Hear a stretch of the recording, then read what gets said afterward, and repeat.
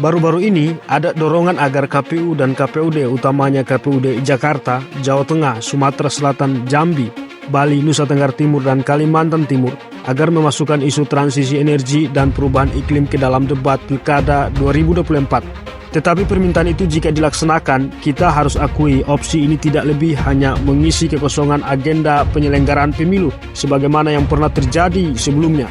Hal ini karena melihat rekam jejak KPU dan KPUD dalam menggelar debat selama ini, seringkali isu-isu krusial seperti ini tidak mendapatkan porsi yang layak.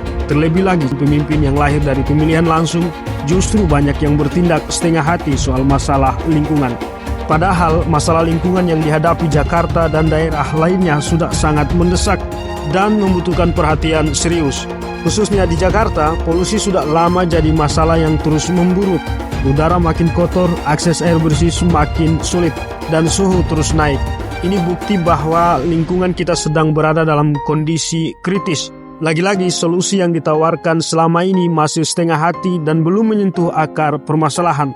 Salah satu solusi yang kerap dibahas adalah penggunaan kendaraan listrik. Katanya, ini bisa jadi cara untuk menekan polusi. Memang benar, kendaraan listrik bisa mengurangi emisi, tapi di balik itu ada sisi yang sering luput diperhatikan. Baterai untuk kendaraan listrik tentu membutuhkan material tambang yang diekstraksi dari daerah seperti Kalimantan, Sulawesi, dan Papua. Kita tahu pengelolaan sumber daya mineral di daerah-daerah tersebut telah menciptakan kerusakan lingkungan yang semakin parah. Jadi apakah adil jika Jakarta bersih dari polusi, sementara daerah lain menderita akibat eksploitasi sumber daya pertambangan yang tidak bertanggung jawab? Selain itu, proyek-proyek besar seperti GNC Wall alias tembok laut raksasa yang digadang-gadang sebagai solusi untuk banjir justru memperparah ketimpangan. Nelayan di pesisir Jakarta Utara kehilangan akses ke laut sebagai sumber utama mata pencaharian mereka. Proyek semacam ini jelas lebih menguntungkan segelintir pihak, sementara masyarakat kecil justru menanggung akibatnya.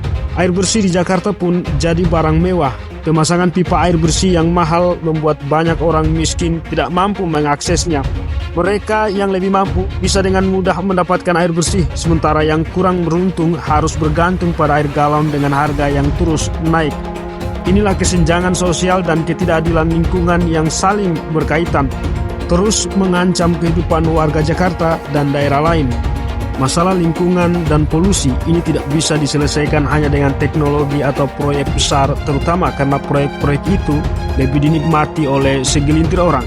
Yang kita butuhkan adalah kebijakan yang adil, yang berpihak pada rakyat dan mempertimbangkan aspek keberlanjutan secara menyeluruh.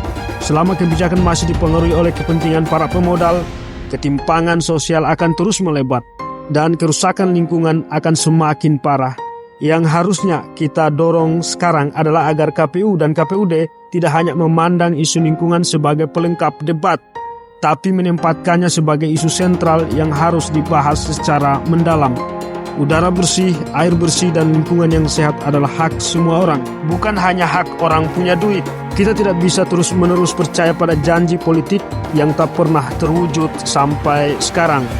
Debat pilkada harusnya menjadi momentum bagi calon pemimpin untuk menunjukkan keseriusan mereka dalam mengatasi masalah polusi dan lingkungan. Jika tidak ada komitmen kemanusiaan itu, kita hanya akan melihat Jakarta dan kota-kota lainnya semakin hancur atas nama pembangunan. Rakyat semakin kehilangan akses sosial dan lingkungan yang adil. Apakah ini cara kita bermasyarakat, berbangsa, dan bernegara? Sudah saatnya kita semua bersuara dan menuntut keadilan lingkungan. Jangan terjebak pada teknologi atau proyek besar, lalu mengorbankan keadilan sosial dan hak setiap orang untuk hidup di lingkungan yang sehat dan berkelanjutan. KPU dan KPUD harus mulai memprioritaskan isu ini dan memastikan bahwa calon-calon pemimpin yang terpilih benar-benar mampu membawa perubahan, bukan malah membawa beban baru.